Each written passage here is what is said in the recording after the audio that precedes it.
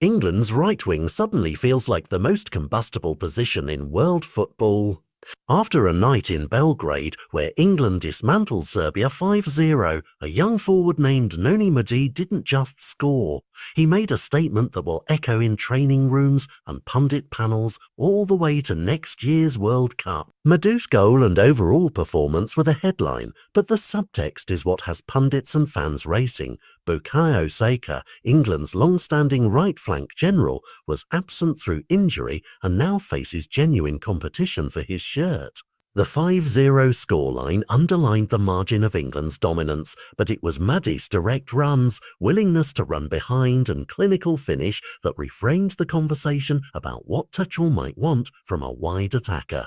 That reframing isn't hypothetical. Experienced voices have started to say it out loud. On TalkSport, Jamie O'Hara suggested Madueke's style might present a serious selection headache for Saka, praising the new man's a very direct approach and his capacity to stretch defences in ways that differ from Saka's ball-to-feet control. When a pundit of O'Hara's profile raises the possibility of a changed starting Echoes, the debate moves from social media heat to pressure on selectors and coaches. That's how narratives become selection puzzles. So what are we actually comparing?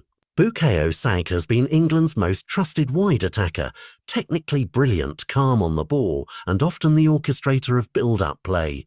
His skill set rewards possession and clever interchanges. Madueke, by contrast, offers raw acceleration, an appetite for running in behind, and a vertical threat that forces defenders to make quick choices. Those are not merely stylistic footnotes. They change how a side creates space for its striker, how full-backs overlap, and how midfielders orient themselves in transition.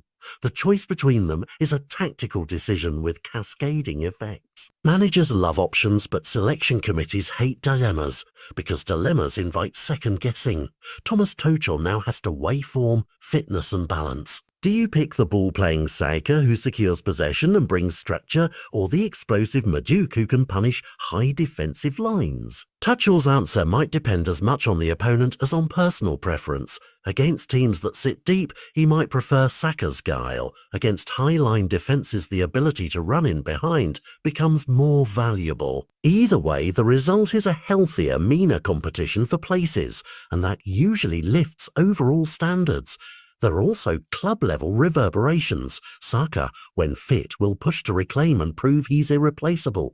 Elite players respond best to clear challenges. For Madueke, this is the career accelerant moment. Seize it and you're in the conversation for every big game.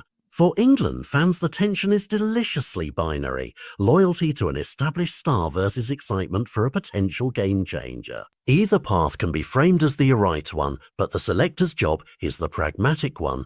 Build the IV most likely to win in 2026, not satisfy nostalgia or impulse. Finally, there's story value. A national side's identity can shift on a run of fixtures, and these fixtures, qualifiers that turned into a statement night, might be a pivot where Tuchel decides to favour a different pattern in attack. For viewers, the conversation is irresistible. Who would you pick? Do you favour craft or raw pace? The debate drives clicks, it shapes training ground priorities, and it will dominate build-up shows until a manager makes a call. This isn't just about one goal in Belgrade, it's about a potentially seismic tactical choice that could alter England's attacking DNA heading into the 26 World Cup. The stage is set, the options are clear, and the only certainty is that this fight for the right-wing spot has only just begun.